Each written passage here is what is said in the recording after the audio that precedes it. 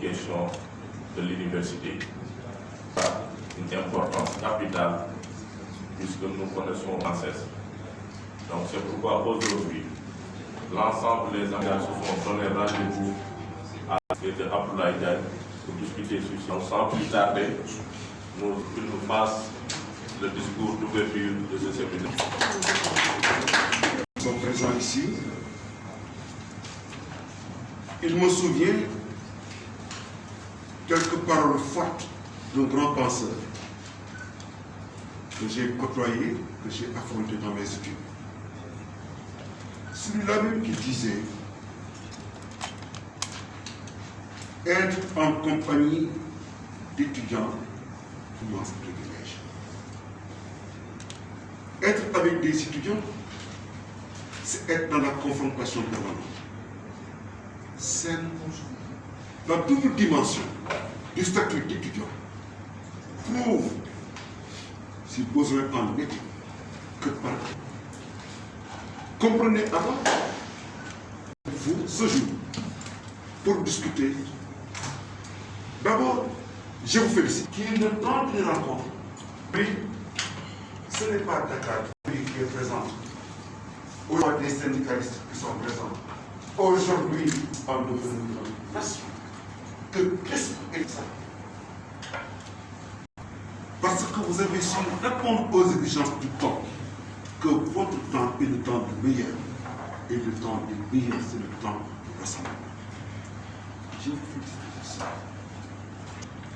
Et je remercie les initiateurs de cette affaire-là, au premier rang desquels M. Gay, ici à la gauche, qui est toujours un partisan et acteur des grandes causes.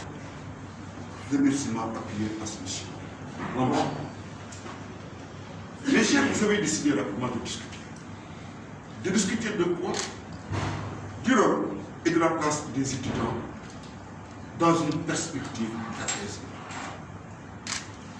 L'université est née dans la confrontation, ai-je dit, dans la bataille de 3 ans, que se situe le plus souvent la bataille du mouvement étudiant. Toute ma carrière étudiantine durant, de la première année jusqu'au sommet de la représentation académique, j'ai toujours cru et j'ai toujours su comment quand j'étais surtout moniteur du département d'histoire, à l'époque, j'étais en maîtrise, je crois, au département d'histoire ici, avant d'aller. Je crois que ce qui était important, ce que j'ai toujours cru, c'est quoi? C'est que l'étudiant, c'est d'abord un projet académique. L'université est considérée comme étant le temple du savoir savant. C'est donc un projet pédagogique. L'étudiant, c'est un projet social. Il vit en communauté. L'étudiant, c'est la perspective, c'est lui qui demain sera opportun. En lui, l'étudiant cristallise ces 3 temps. Le temps du projet pédagogique, le temps de la réalité sociale et le temps de l'histoire. L'étudiant est un projet. Son statut est un statut provisoire. Vous n'êtes pas appelé à être éternellement étudiant. Vous passez par la classe étudiantine. Vous allez bien passer et entrer dans la maison. C'est ça qui est extrêmement important. Votre vie, et jamais vous ne pensez être pour toujours être éternellement étudiant des étudiants. Donc c'est une transition. La case étudiantine ouvre les portes de la maison du pouvoir. Et c'est ça qui est extrêmement important, de savoir pour le pouvoir. Donc moi je pense que ça c'est extrêmement important. Or, avant nous, durant et aujourd'hui, la vôtre, nous avons toujours créé les conditions d'affrontement. Affrontement contre notre universitaire. Moi j'ai vécu à l'époque où la bataille, c'était contre le statut provisoire. Au lendemain des grandes grèves des années 70, il y a eu que l'université, on a repris toutes les libertés démocratiques dans l'université. Présence de la police, des forces de rassemblement, répression brutale, etc. Donc, on a suspendu les franchises universitaires, ce qu'on appelle les franchises universitaires. J'ai vécu ça. Et au sommet, nous avons eu l'obligation de mener la bataille autour de ça jusqu'à séquestrer. Séquestrer le recteur, jusqu'à fermer, etc., des marches, les plus marches sans grande répression, les gardes à vue, etc., Nous avons dû passer par ça. Donc, ce fut un temps très particulier que nous avons vécu. Et c'est ça également qui est extrêmement important à nos yeux. Et que nous avons une autre chose, la bataille. Bataille contre le système établi. Et bataille parfois entre nous.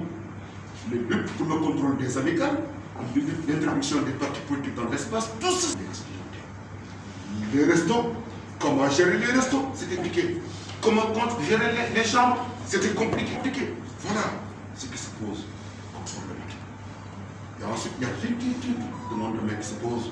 Et demain, est-ce que les filières sont adéquates? Est-ce que nous avons une garantie par rapport à nos familles, nos parents, qui ont tout investi, qui croient en nous? Est-ce que l'université aujourd'hui garantit ça? Tout ceci forme des espaces de conflictualité. C'est des moments chrysogènes qui le plus souvent se transforment en événements palémogènes. Cela veut dire les facteurs de crise chrysogènes se transforment en événements palémogènes, affrontements, sur la guerre. Donc c'est ça les affrontements.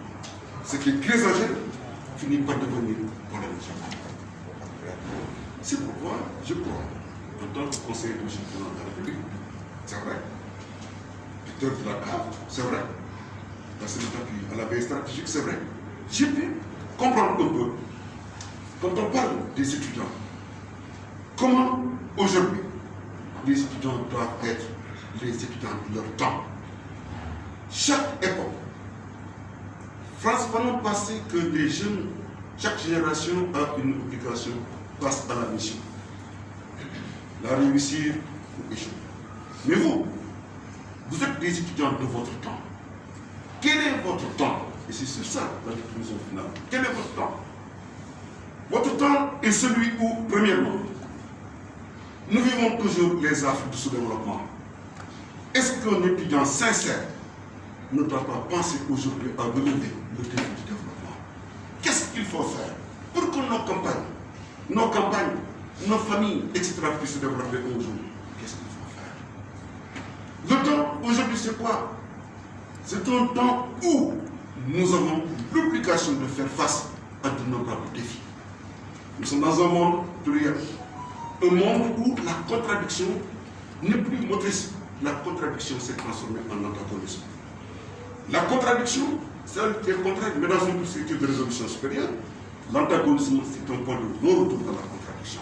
Nous sommes dans un contexte mondialisé, et c'est important, un contexte mondialisé d'affrontement antagonique.